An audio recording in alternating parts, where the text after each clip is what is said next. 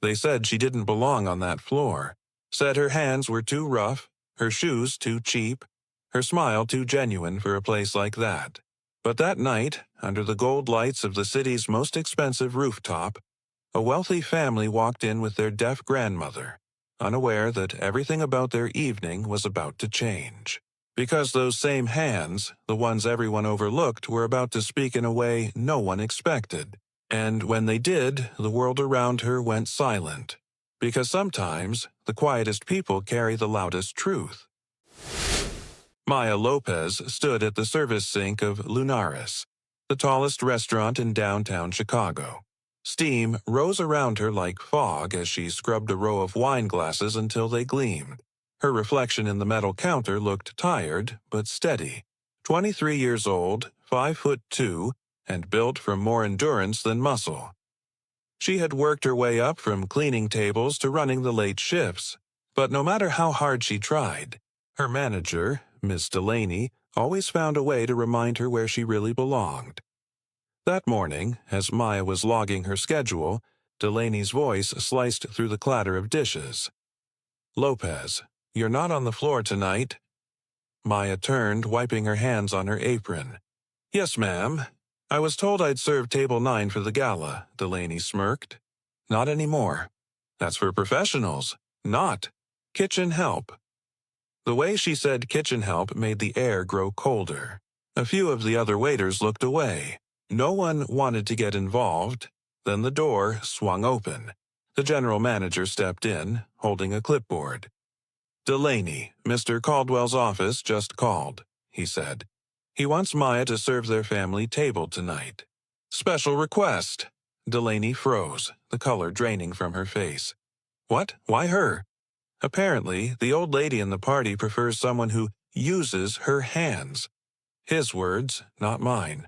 Maya's heart skipped. She knew what that meant. Rising tension begins that evening. The restaurant glowed like a chandelier above the city. Guests in glittering gowns and black suits murmured under a canopy of silver light. Table 9 sat by the glass wall overlooking the skyline.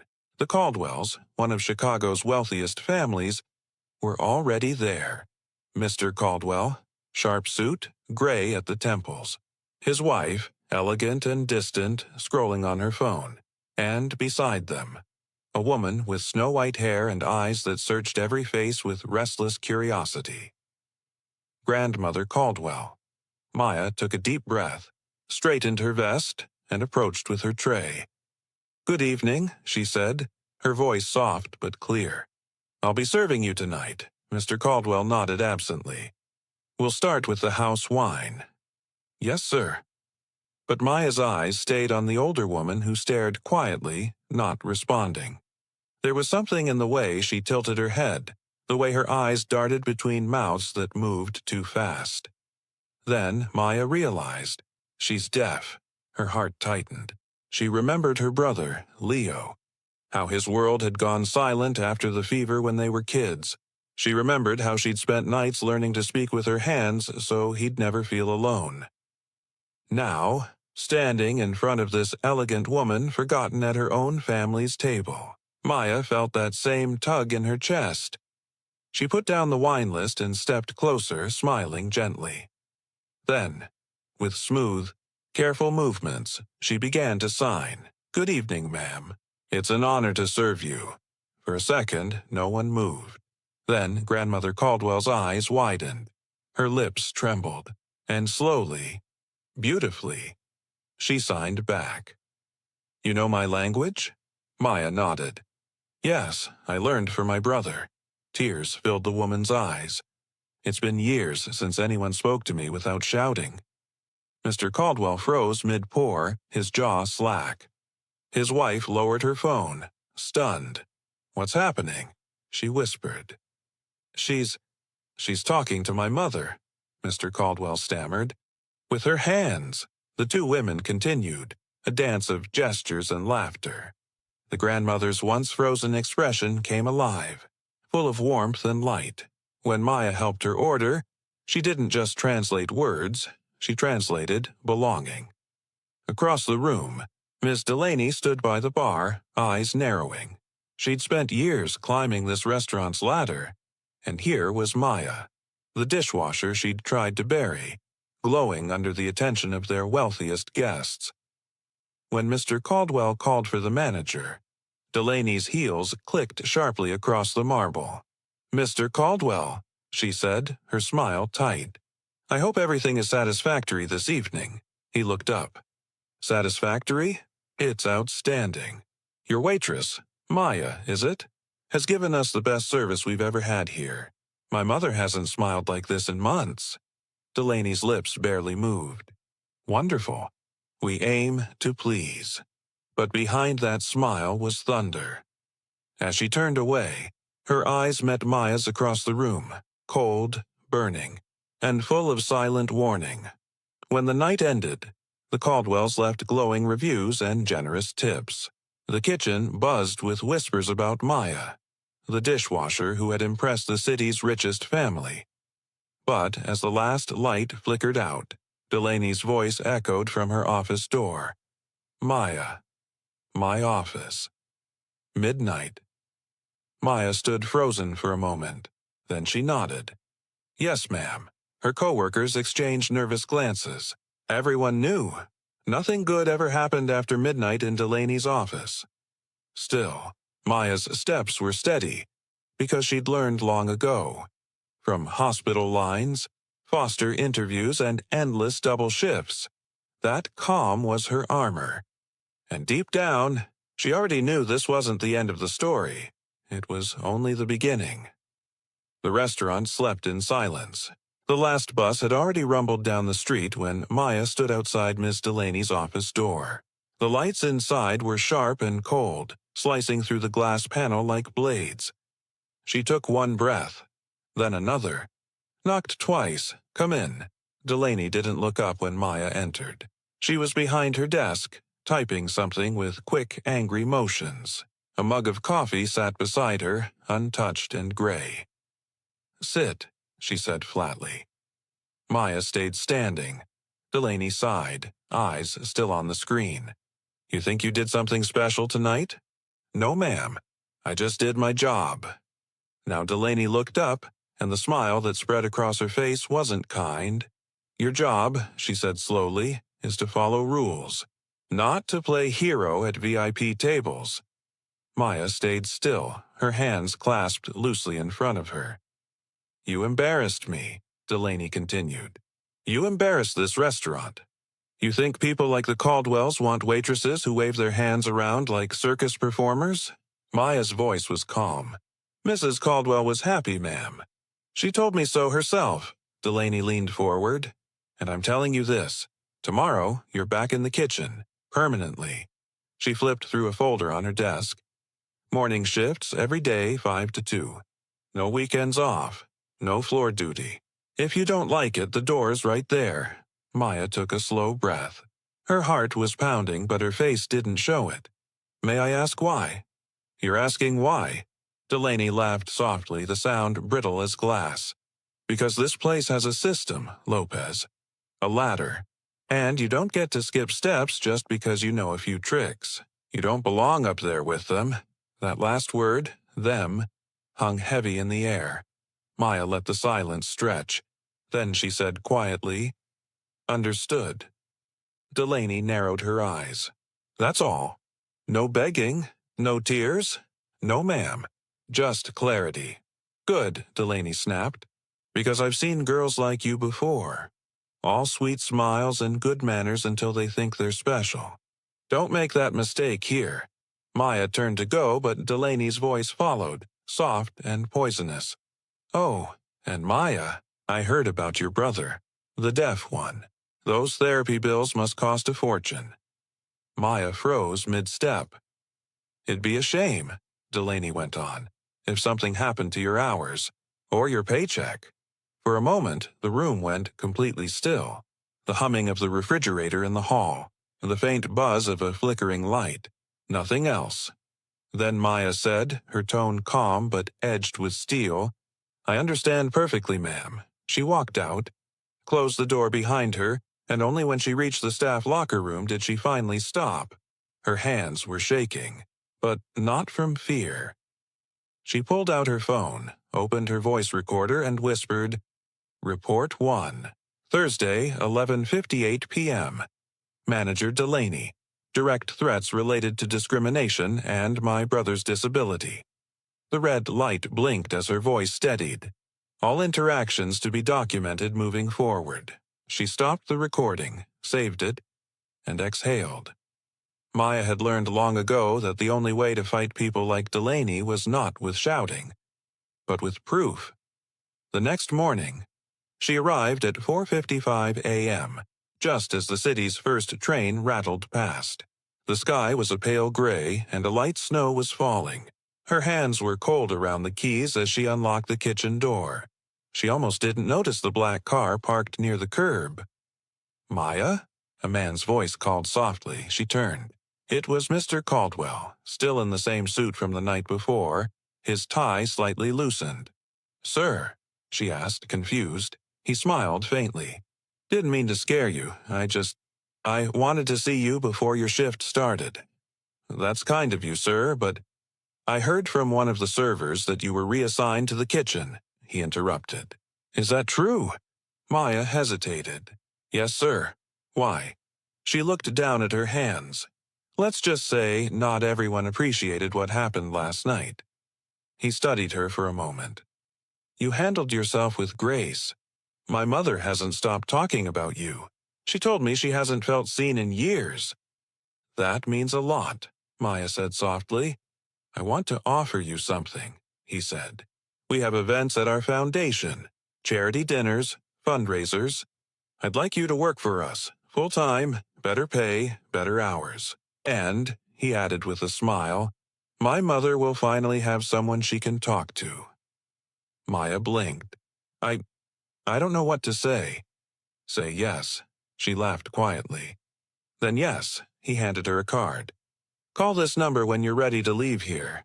And if anyone gives you trouble before then, anyone, you let me know." She nodded. "Thank you, sir."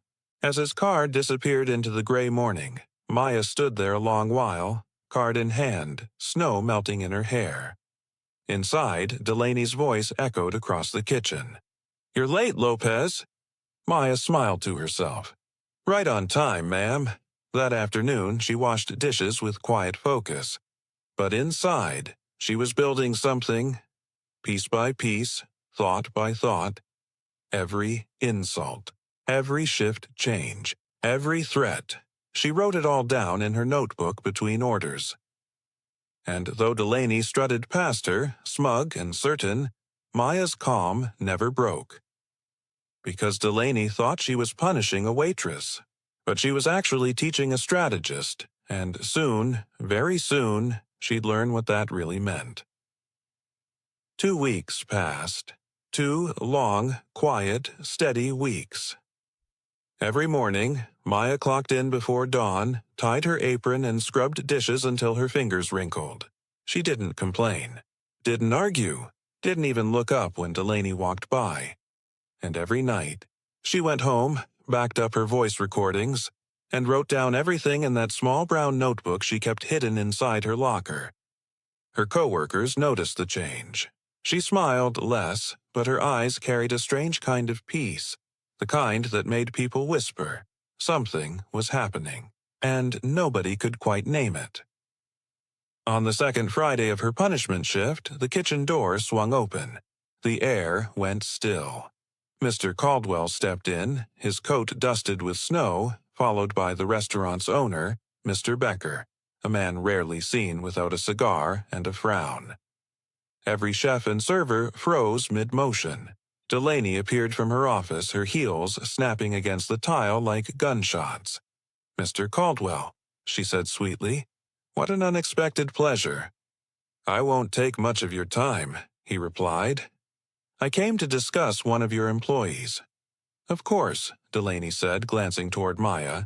"If this is about Lopez, I assure you—" "It is about Maya," he interrupted.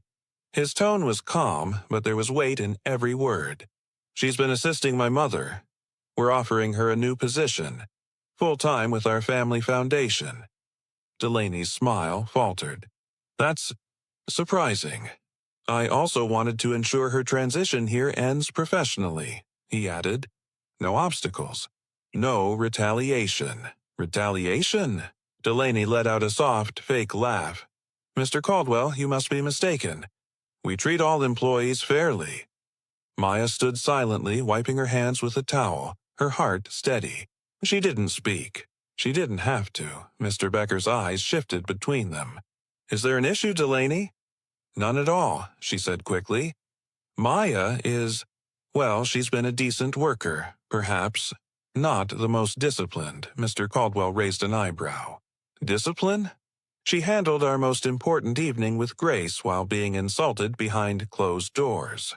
Do you call that a lack of discipline? Delaney's jaw tightened. I don't appreciate that implication. I'm not implying, he said evenly.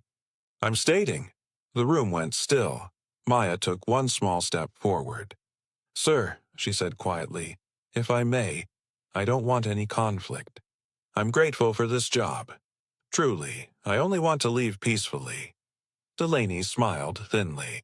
See? No issue at all. But Mr. Caldwell looked at Maya. Really looked. Something in her eyes told him there was more to this story. He spoke carefully. Miss Delaney, would you mind if I ask Maya a few questions alone? Delaney hesitated. That won't be necessary. It is, Becker said simply. Reluctantly, Delaney stepped back, her arms crossed. Caldwell turned to Maya. I heard rumors about how you were treated here. I'd like to know if they're true. Maya met his gaze. I've documented everything, sir. Recordings, notes, dates. A ripple went through the kitchen. Even Becker straightened. Delaney's voice broke. What recordings? Maya reached into her apron pocket, pulled out her phone, and tapped the screen. The speakers came alive with Delaney's voice. Sharp, venomous, unmistakable. You don't belong up there with them. Then another clip. It'd be a shame if something affected your brother's school. The words echoed like a slap. The silence that followed was heavier than the walls themselves. Mr. Caldwell's expression hardened. That's enough, he said quietly.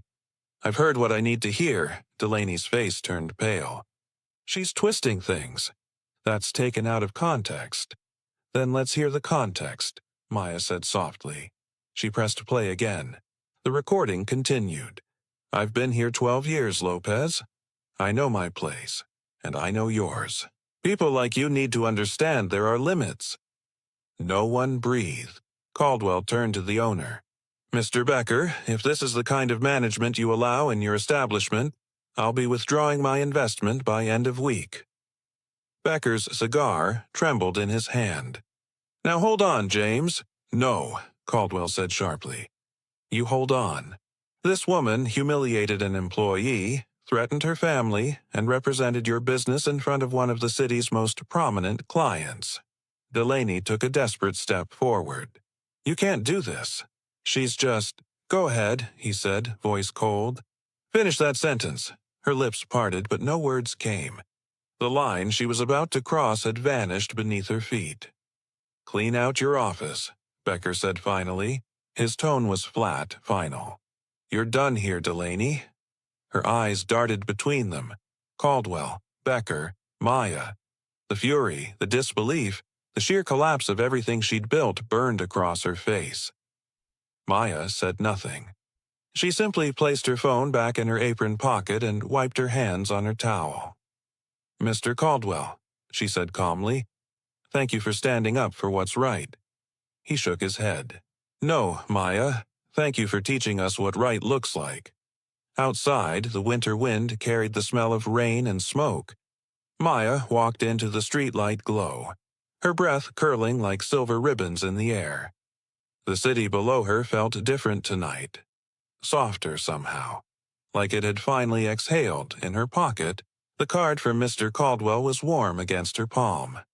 She looked up at the tall restaurant she'd scrubbed and served in for years. The lights glimmered behind the glass, cold and distant. Then she whispered, "Goodbye." Not bitter, not angry, just free, because after years of fighting quietly, She had finally turned silence into power, and power, once spoken, never fades. 6 months later, the sound of applause filled the grand ballroom of the Caldwell Foundation. Crystal chandeliers shimmered above hundreds of guests, and cameras flashed as the night's program began. At the center of it all stood Maya Lopez. No apron, no uniform. Just a calm grace wrapped in a deep blue dress that shimmered softly under the lights. Her hands, once red from washing dishes, now rested on a glass podium. She took a deep breath, smiled, and began to speak, her voice and hands moving together in rhythm. Good evening, everyone. Thank you for being here to celebrate something truly special. Not charity, not formality, but connection. As she spoke, her hands flowed through the air like light, shaping words for those who listened with their eyes. The large screen behind her mirrored every sign, ensuring no one was left out of the conversation. In a world built on noise, she continued, we forget that silence isn't emptiness. Sometimes it's where the real voices live. In the front row, Mrs. Caldwell, radiant in silver, watched with tears in her eyes. Beside her, her grandson James smiled with quiet pride. The guests clapped softly, moved not just by the words but by the rhythm, the beauty, the truth behind them. Maya looked out at the sea of faces. When I first learned sign language, I was a scared little girl trying to help my brother feel less alone. I didn't know it would one day bring me here, to this moment, to all of you. Her voice caught for a second. Then she smiled again. Tonight, we launched the Caldwell Communication Initiative, a program to train hospitality staff across the country in basic sign language and inclusive service. The crowd erupted in applause. Behind the sound, Mrs. Caldwell signed from her seat. Proud of you. Maya's hands trembled slightly as she signed back. Thank you for believing in me. After the speech, the room buzzed with joy. Journalists, entrepreneurs, and nonprofit leaders gathered around Maya, offering handshakes and congratulations. She smiled through it all, but when the crowd began to thin, she slipped away to the balcony. The cold night air was a relief. The city stretched beneath her. Endless lights, endless motion. For the first time in years, she felt like she wasn't just surviving it. She was shaping it. Beautiful speech, a voice said behind her. She turned. James stood by the doorway, holding 2 glasses of sparkling cider. Thank you, she said, accepting one. I still get nervous every time. You didn't show it, he said, smiling. You made everyone in that room stop scrolling, stop whispering, stop pretending. You made them listen. Maya laughed softly. That's a first. He leaned on the railing beside her. Do you ever miss the restaurant? She thought about it. The clang of dishes, the smell of bread, the quiet moments between chaos. Sometimes, she admitted, but not what came with it. James nodded. Delaney tried reaching out to the board last month. Maya looked up, curious. Really? She wanted a letter of recommendation. He chuckled.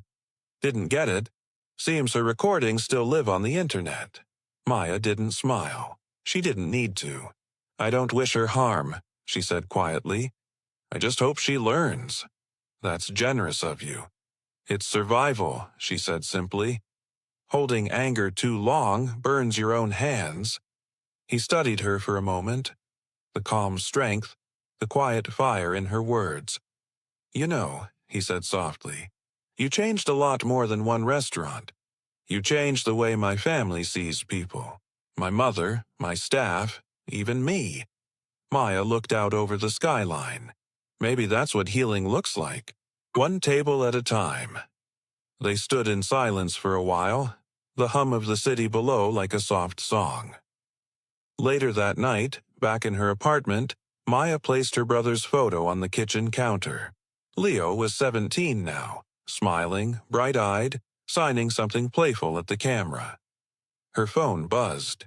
A message from him lit up the screen. Leo, saw your speech. You looked awesome. Leo, Mom would be proud. She smiled, fingers hovering over the keyboard before she typed back, "We made it, little brother." Then, before turning off the lights, she whispered the same words aloud, just to hear them in the room. We made it. The next morning, newspapers across the city carried her photo under bold headlines. Former dishwasher leads National Inclusion Program. Maya Lopez, the hands that changed the room. Messages poured in. From restaurants, hotels, and schools asking how to join. From people she'd never met who saw themselves in her story. But her favorite one came from an unknown number. "You don't know me. I was a server at Lunaris. I left after what happened. Watching you last night reminded me why I started in this business. To make people feel seen. Thank you." Maya stared at the message for a long moment. Then she typed two simple words. "Keep going." By evening, the city had turned golden again. The foundation team was already preparing the next event, and Maya was helping set up. One of the volunteers, a young boy, about 12, deaf, waved shyly from the corner. Maya knelt to meet his eyes and signed slowly. "Want to help me check the lights?" He grinned, nodding fast. Together they tested the switches, each flash of brightness mirrored by his laughter. It was such a small thing. A moment no one would see, no headline would print, but it meant everything. Because this time, Maya wasn't just serving tables. She was lighting them, and in that light every person, hearing or not, seen or overlooked, finally had a seat. 2 years later, the city skyline shimmered beneath a rose-gold sunset. The world had changed. Not loudly, not suddenly, but in the quiet ways that last. Across hotel chains, restaurants, and airports, employees now greeted guests with open palms and moving fingers, learning the language of eyes and hands. It wasn't charity anymore. It was culture, and at the heart of that change was Maya Lopez. She walked through the glass doors of the newest Caldwell Hotel, her reflection trailing beside her. Poised, confident, unhurried. The lobby bustled with journalists and guests for the hotel's opening night. Everywhere she looked, people were signing simple words. Welcome, thank you, good evening. Her program had reached 50 companies nationwide. What began as one act of empathy had grown into something vast and living. "Ms. Lopez." A voice called. A teenage girl hurried up to her, curly-haired, brown-skinned, holding a notepad. "Sorry to bother you," she signed clumsily. "I'm learning." "You're my hero." Maya laughed, her hands responding fluidly. "You're doing great. Keep practicing. The world needs more voices like yours." The girl beamed before darting off toward her parents. Maya turned toward the grand hall, where tonight's event would take place. A celebration not just of a hotel, but of a movement. James Caldwell was already there, giving last-minute directions to staff. When he saw her, he smiled the way old friends do when words are unnecessary. "Still saving the world one sentence at a time?" he teased. "Just translating it," she said, grinning. He gestured toward the stage. "Ready for your spotlight?" Maya took a slow breath. Always, the lights dimmed. A hush swept across the crowd. On stage, Maya stood beneath the golden glow, her dress simple this time. Soft white, flowing, elegant. She looked out at the faces before her, some familiar, many not. 2 years ago, she began. I was washing dishes in a kitchen no one remembered existed. Laughter rippled gently through the room. I thought silence meant invisibility, that people only saw what they wanted. But then I realized silence isn't emptiness, it's potential. It's the space before the song. She paused, letting the moment breathe. Tonight, I'm proud to tell you that more than 10,000 employees across the country now know enough sign language to make someone feel included. 10,000! That means 10,000 times someone deaf or hard of hearing will walk into a hotel, a cafe, a restaurant, and be greeted, not ignored. Applause thundered through the hall. Maya smiled, but her voice softened. But this isn't about me. It's about what happens when we stop deciding who belongs where and start listening to the ones we overlook. The applause faded into stillness again. Every eye, every camera stayed on her. My little brother Leo used to tell me, she said, her hands moving gracefully, Maya, people think sound is how you know you exist. But light shows the truth. She turned toward the massive screen behind her, where live footage showed dozens of hospitality staff across the country, signing greetings, laughing with deaf guests, making eye contact instead of avoiding it. That light, she whispered, belongs to all of us. The audience rose to their feet. Later that night, the crowd thinned. Maya lingered in the hall, helping volunteers fold banners and collect name tags. The celebration buzz had quieted to soft music. James approached her with 2 mugs of tea. You could have gone home hours ago, she smiled. I like the quiet after the noise. It feels real. He handed her a mug. You know, Delaney called the foundation a few months back. Maya's eyebrows lifted slightly. Oh, she asked for a reference. She's working at a small diner in Queens now. Trains new staff. Teaches them respectful service, apparently. Maya nodded slowly. Good, maybe she's learning. Do you ever think about her? Sometimes, she said, staring into her tea. But not with anger.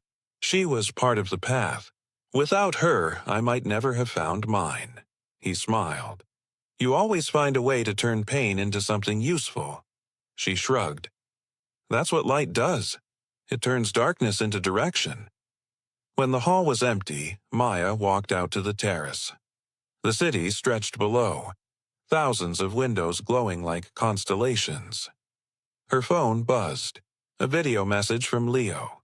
She tapped play.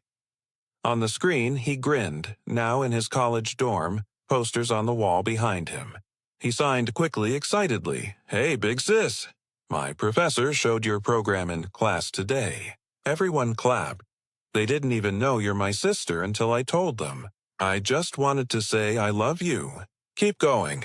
Maya laughed softly, wiping her eyes. Love you too, kid, she signed back to the screen, though he couldn't see it yet. Then she set the phone down, leaned on the balcony railing, and looked up at the night. The wind carried the faint hum of the city. Car horns, laughter, footsteps. But underneath it all was the rhythm of something quieter, something she could almost feel in her bones. It was the sound of people being seen.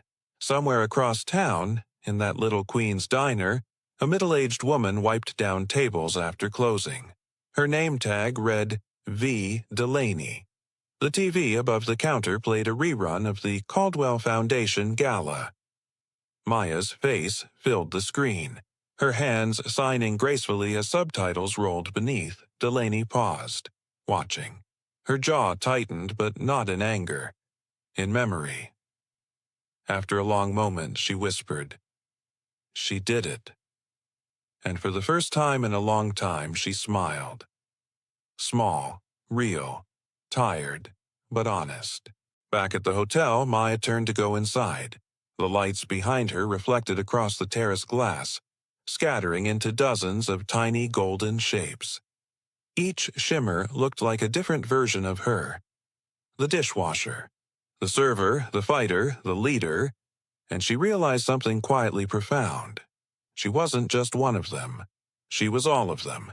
When she reached the door, she stopped, took one last look at the city, and whispered, Here's to everyone who's ever been told they don't belong. Her voice was soft but sure, carried by the wind, by the lights, by everything she'd survived. Keep speaking, she said, even if the world can't hear you yet. Then she walked back inside, steady, certain, and shining. The girl who once spoke with light, now becoming it.